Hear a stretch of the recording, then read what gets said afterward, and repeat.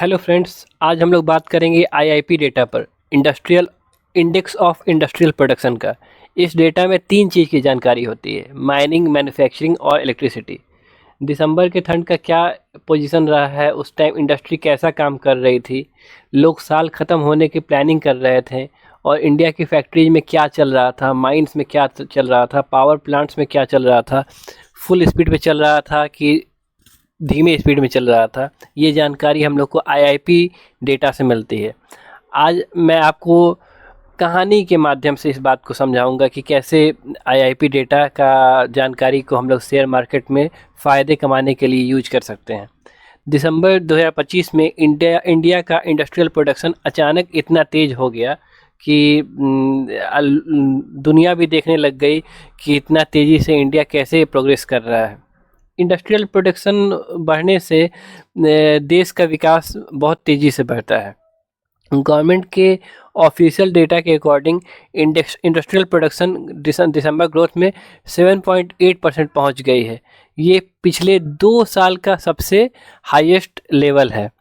तो अगर आप इसको कंपेयर करते हैं पिछले 2024-2025 यानी पिछले डेटा से, तो पिछले 2024 दिसंबर में 3.7% का ही ग्रोथ उस टाइम था, और नवंबर 2025 में मतलब अगर एक महीना पहले की बात किया जाए तो नवंबर 2025 में 7.2% का यानी ग्रोथ था, और दिसंबर 2025 में 7.8% का ग्रोथ है। मतलब कि तेज़ी से बढ़ रहा है इंडिया का इंडस्ट्रियल प्रोडक्शन। अगर आप कोई मैन्युफैक्चरिंग कंपनी में अपना पैसा लगा रहे हैं तो वो बढ़ने वाला है पैसा। इंडिया की इंडस्ट्री ने एंड ऑफ ईयर पे मतलब टर्बो मोड ऑन कर दिया है, मतलब तेज़ी से अब बढ़ने लग गया है। मैन्युफैक्चरिंग का हीरो आईआईपी डेटा है।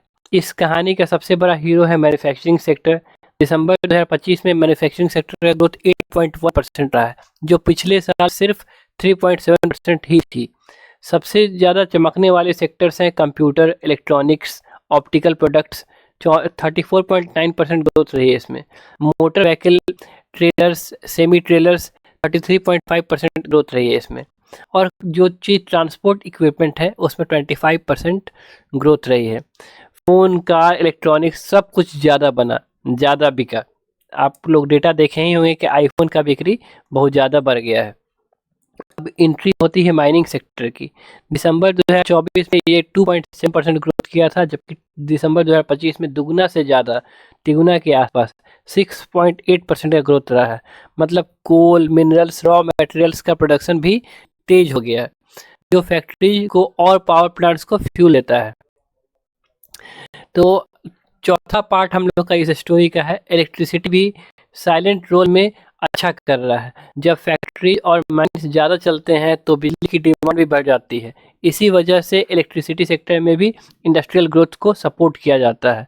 मैं भी हमेशा कंफ्यूज रहता हूँ कि इस आईआईपी डेटा में इलेक्ट्रिसिटी को क्यों डाला गया है आखिर। लेकिन अगर मैन्युफैक्चरिंग का नींव एक इलेक्ट्रिसिटी भी है। इलेक्ट्रिसिटी अगर अच्छा काम नहीं करेगा तो यानी मैन्युफैक्चरिंग अच्छे से नहीं हो सकता है। इसीलिए इलेक्ट्रिसिटी को भी आईआईपी डेटा में रखा गया है। बिना बिजली की इंडस्ट्री चल ही नहीं सकती है।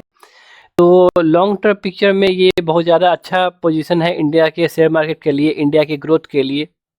लेकिन एक इंटरेस्टिंग बात है कि अप्रैल दिसंबर 2025-26 के पूरे पूरे अगर पीरियड को अगर आप देखिएगा तो ओवरऑल इंडस्ट्रियल ग्रोथ 3.9% रही है, जो पिछले साल 4.1% थी। मतलब शॉर्ट टर्म में स्ट्रॉन्ग जंप है, लॉन्ग टर्म में थोड़ा प्रेशर में है अभी आईआईपी डेटा। तो अभी अगर जो लोग शॉर्ट टर्म में प्रॉफिट कमाना चाहते हैं तो उसके लिए अच्छा न्यूज़ है। इसका मतलब क्या है सिंपल वर्ड में? दिसंबर 2025 में इंडस्ट्री का स्ट्रॉन्ग कमबैक हुआ है। मैन्युफैक्चरिंग और इलेक्ट्रॉनिक्स ग्रोथ इंजन तेज रहा है। माइनिंग और इलेक्ट्रिसिटी सपोर्टिंग पिलर रहा है। इकोनॉमी के लिए भी ये पॉजिटिव सिग्नल है। लेकिन सस्टेनेबिलिटी इम्पॉर्टेंट है। अगर आपको इकोनॉमी, इंडस्ट्री की न्यूज़ चाहिए, शेयर मार्केट का न्यूज़ चाहिए तो मेरे चैनल को सब्सक्राइब कीजिए, और मेरे टेलीग्राम चैनल से जुड़ जाइए। इंस्टा अकाउंट पे जुड़ सकते हैं, फेसबुक पे जुड़ सकते हैं, टेलीग्राम से जुड़ सकते हैं। और ऐसा कोई प्रॉब्लम है तो आप शेयर कीजिए, मेरे यानी कमेंट में भी शेयर कर सकते हैं, उसमें कोई बड़ा इशू नहीं है।